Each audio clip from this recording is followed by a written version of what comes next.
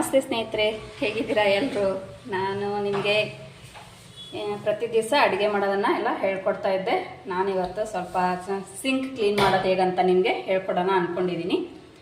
ನೋಡಿ, ಪದೇ ಪದೇ ಈ ಥರ ಅಡುಗೆ ಮನೆಯಲ್ಲಿ ನಾವು ಮುಸ್ರೆ ತೊಳೆದಿದ್ದೆಲ್ಲ ಹಿಂಗೆ ಸಿಕ್ಕೊಂಡು ಈ ಥರ ಎಲ್ಲ ಸಿಂಕ್ ಕಟ್ಕೊಂಡಿರುತ್ತೆ. ಪದೇ ಪದೇ ನಾವು ಒಂದೇನಾರ ಒಂದು ಸ್ಪೂನ್ ಆಗಲಿ ಅಥವಾ ಈ ಥರ ಏನಾದರೂ ತೊಗೊಂಡು ಬರೀ ಈ ಥರ ಎಲ್ಲ ಇಷ್ಟೊಂದು ಕಷ್ಟ ಪಡೋದೇನಕ್ಕೆ ಅಂತ ನೋಡಿ. ಇಷ್ಟಾದರೂ ಇದು ನೀರು ಹೋಗ್ತಾನೆ ಇಲ್ಲ ನೋಡಿ. ಇದು ನೀರೆಲ್ಲ ಕಟ್ಕೊಂಡಿರೋದು ಹೋಗ್ಬೇಕಂದ್ರೆ ನಾವು ಇಷ್ಟೆಲ್ಲ ಕಷ್ಟಪಡಬೇಕಾಗತ್ತೆ. ಅದಕ್ಕೆ ನಾನು ಸಿಂಪಲ್ಲಾಗಿ ಈ ಸಿಂಕ್ನ ಕ್ಲೀನ್ ಮಾಡ್ಕೊಳ್ಳೋದು ಹೇಗಂತ ಹೇಳ್ಕೊಡ್ತೀನಿ. ಮನೆಯಲ್ಲಿರೋ ಐಟಮ್ಸ್ನ ನಾವು ಯೂಸ್ ಮಾಡಿಕೊಂಡು ಸಿಂಕ್ನ ಕ್ಲೀನಾಗಿ, ಆಮೇಲೆ ಕೆಟ್ಟ ಸ್ಮೆಲ್ ಬೇರೆ ಬರುತ್ತೆ, ಅದು ಎಲ್ಲ ಹೇಗೆ ಅದನ್ನು ಸ್ಮೆಲ್ಲು ಬರದೇ ಇರಲಿ ಅನ್ನೋದಕ್ಕೆ, ಆಮೇಲೆ ಸಿಂಕ್ ಕ್ಲೀನ್ ಆಗಲಿ ಅನ್ನೋ ಉದ್ದೇಶಕ್ಕೆ ನಾನು ನಿಮಗೆ ಸಿಂಪಲ್ಲಾಗಿರೋ ಒಂದು ಸ್ವಲ್ಪ ಟಿಪ್ಸ್ ಕೊಡ್ತೀನಿ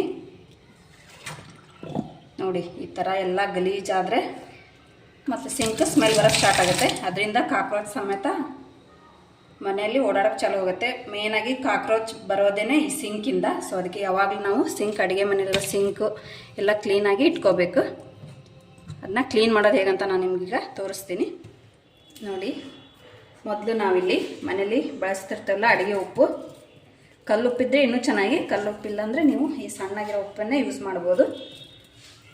ಅದನ್ನು ಒಂದೆರಡು ಸ್ಪೂನು ಈ ಥರ ಪೂರ ಸಿಂಕಿಗೆ ಸ್ಪ್ರೆಡ್ ಮಾಡಿ, ನಂತರ ಈ ಅಡುಗೆ ಸೋಡಾ ಇರುತ್ತಲ್ಲ ಅದನ್ನು ಸಹ ನೀವು ಸಿಂಕ್ ಪೂರ ಈ ಥರ ಸ್ಪ್ರೆಡ್ ಮಾಡಿ. ಇದರಲ್ಲಿ ಆ್ಯಸಿಡ್ ಅಂಶ ಇರೋದ್ರಿಂದ ಸೋಡಾ ಪುಡಿಯಲ್ಲಿ ಸಿಂಕು ಬೇಗ ಕ್ಲೀನ್ ಆಗುತ್ತೆ. ಆಮೇಲೆ ಸ್ಮೆಲ್ಲೆಲ್ಲ ಕಡಿಮೆ ಆಗಿ, ಆಮೇಲೆ ಕಾಕ್ರೋಚ್ ಎಲ್ಲ ಅಲ್ಲೇ ಸಾಯೋ ಇದು ಇರುತ್ತೆ, ಇದರಲ್ಲಿ ಆ್ಯಸಿಡ್ ಇರುತ್ತಲ್ಲ, ಸೊ ಅವು ಸಮೇತ ಕಾಕ್ರೋಚ್ ಆಗದೆ ಇರೋ ಥರ ಇದು ನೋಡ್ಕೊಳ್ಳುತ್ತೆ.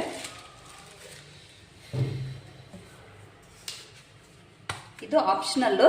ಹಾರ್ಪಿಕ್ ಇದ್ದರೆ ನೀವು ಹಾರ್ಪಿಕ್ ಮನೇಲಿ ಯೂಸ್ ಮಾಡ್ತಾ ಇದ್ದರೆ ಹಾರ್ಪಿಕ್ನೂ ಕೂಡ ಹಾಕ್ಬೋದು. ಇದರಿಂದ ಅಂತೂ ಸೂಪರಾಗಿ ಕ್ಲೀನ್ ಆಗುತ್ತೆ ನೋಡಿರಿ ಸಿಂಕ್. ನಾವೀಗ ಹಾರ್ಪಿಕ್ ಯೂಸ್ ಮಾಡ್ತಾ ಇರೋದ್ರಿಂದ ಆಮೇಲೆ ಕ್ರೀಮಿ ಕೀಟಗಳೆಲ್ಲ ಸತ್ತೋಗುತ್ತೆ, ಜೇಮ್ಸ್ ಗಿಮ್ಸ್ ಎಲ್ಲ ಸತ್ತೋಗುತ್ತೆ. ಆಮೇಲೆ ಕ್ಲೀನಾಗಿರುತ್ತೆ ಸಿಂಕು, ಯಾವುದೇ ಸ್ಮೆಲ್ಲು ಗಿಲ್ಲು ಏನು ಬ್ಯಾಡ್ ಸ್ಮೆಲ್ಲು ಬರೋಲ್ಲ. ನಾನು ಇನ್ನೊಂದಿಲ್ಲಿ ಓಝೋನ್ ಯೂಸ್ ಮಾಡ್ತಾಯಿದ್ದೀನಿ. ಇದರಲ್ಲಿ ಆರೆಂಜ್ ಫ್ಲೇವರ್ ಇರೋದ್ರಿಂದ ಸಿಂಕು ಸ್ಮೆಲ್ಲು ಚೆನ್ನಾಗಿ ಬರುತ್ತೆ, ಯಾವುದೇ ರೀತಿ ಬ್ಯಾಡ್ ಸ್ಮೆಲ್ ಇರೋಲ್ಲ. ಇದನ್ನೆಲ್ಲ ಹಾಕಿ ಆದಮೇಲೆ ಕೊನೆಯಲ್ಲಿ ನಾನು ಇದಕ್ಕೆ ಒಂದು ಅರ್ಧ ನಿಂಬೆಹಣ್ಣಿನ ರಸ ಹಿಂಡ್ತಾ ಇದ್ದೀನಿ.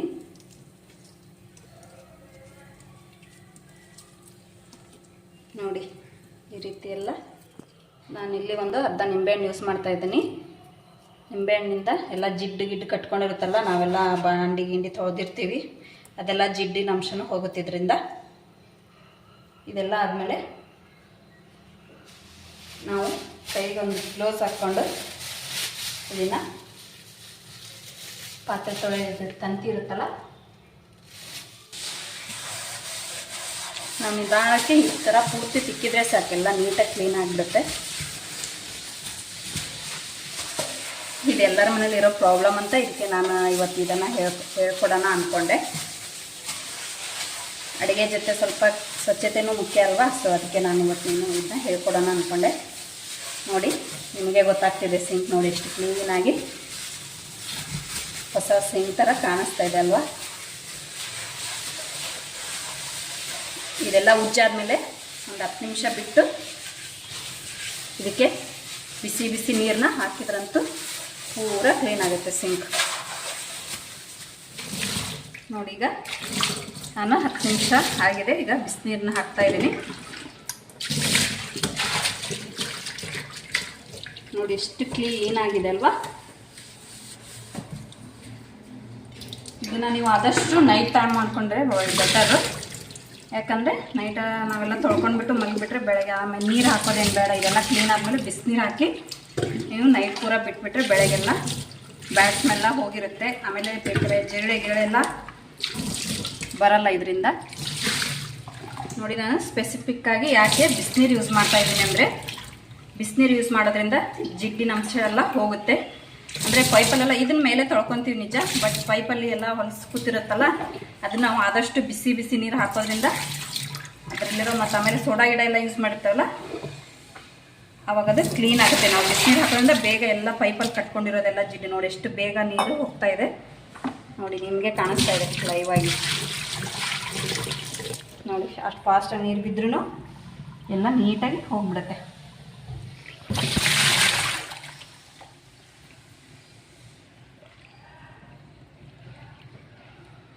ನಾನು ಎಲ್ಲರಿಗೂ ಯೂಸ್ ಆಗುತ್ತೆ ಅಂತ ಈ ವಿಡಿಯೋ ಮಾಡ್ತಾ ಇದ್ದೀನಿ. ನೋಡಿ ಫ್ರೆಂಡ್ಸ್, ನೀವು ಮನೆಯಲ್ಲಿ ಇದನ್ನ ನಾನು ಮಾಡಿದೆಲ್ಲ ಇದೆಲ್ಲ ಟ್ರೈ ಮಾಡಿ ನೋಡಿ ಫ್ರೆಂಡ್ಸ್. ಈ ಟಿಪ್ಸ್ ನಿಮಗೆ ಯೂಸ್ಫುಲ್ ಅನಿಸಿದರೆ ನನಗೆ ಲೈಕ್ ಮಾಡಿರಿ, ಶೇರ್ ಮಾಡಿ ಮತ್ತು ಕಮೆಂಟ್ ಮಾಡಿ. ನೀವು ಈ ರೀತಿ ಸಪೋರ್ಟ್ ಮಾಡೋದ್ರಿಂದ ನನಗೆ ಇನ್ನೂ ಹೊಸ ಹೊಸ ಟಿಪ್ಸ್ನ ಹೇಳ್ಕೊಡೋಕ್ಕೆ ನಾನು ಖುಷಿಲಿ ಹೊಸ ಹೊಸ ವಿಡಿಯೋ ನಿಮ್ಮ ಜೊತೆ ಶೇರ್ ಮಾಡ್ಬೋದು. ಪ್ಲೀಸ್ ನನಗೆ ಸಪೋರ್ಟ್ ಮಾಡಿ. Thank you.